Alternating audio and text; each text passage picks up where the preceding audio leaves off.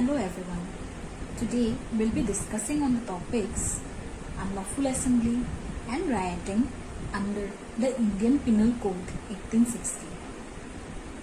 Section 141 to 160 of the Indian Penal Code 1860 is found to deal with offences against public tranquility. There are four kinds of offences against public tranquility. Number 1, unlawful assembly. Number 2, rioting. Number 3, promoting enmity amongst various classes. And number 4, affray. So, out of these four offences, today we'll be discussing two, unlawful assembly and rioting. Unlawful assembly. Section 141 of the Indian Penal Code 1860 is found to deal with unlawful assembly.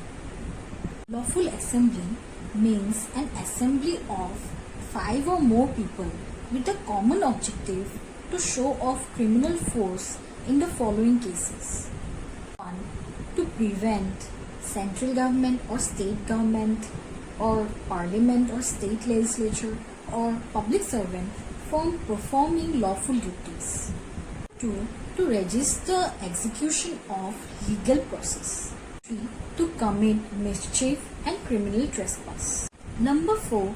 To prevent any person from committing or performing lawful duties. Number 5. To compel a person to commit an unlawful act. Number 6.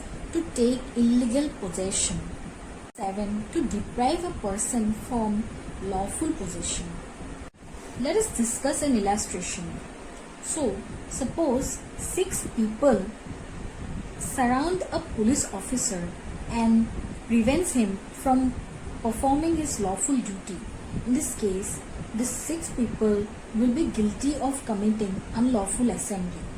Section 142 of the Indian Penal Code 1860 is found to deal with members of an unlawful assembly.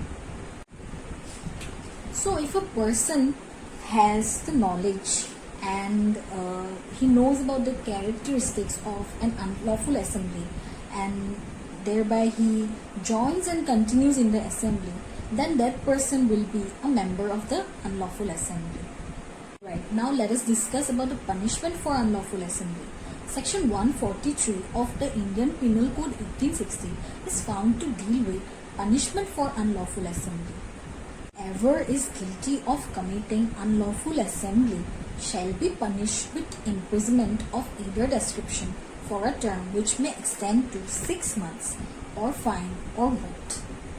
Let us discuss about the next topic, that is rioting. Section 146 of the Indian Penal Code 1860 is found to deal with rioting.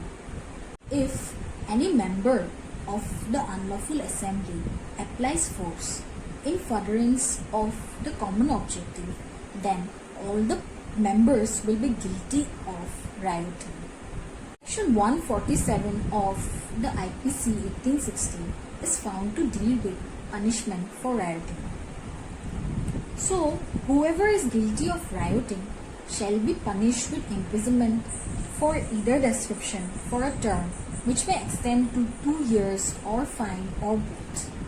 Section 148 of the Indian Penal Code 1860 is found to deal with rioting armed with deadly weapons. Whoever is guilty of rioting armed with deadly weapons shall be punished with imprisonment of either description for a term which may extend to 3 years or fine or both. So now we can say that every riot is an unlawful assembly, but every unlawful assembly may not be a riot. At last, there are few points which I would like to discuss with you all. In a riot case, the court must take into the consideration the following facts.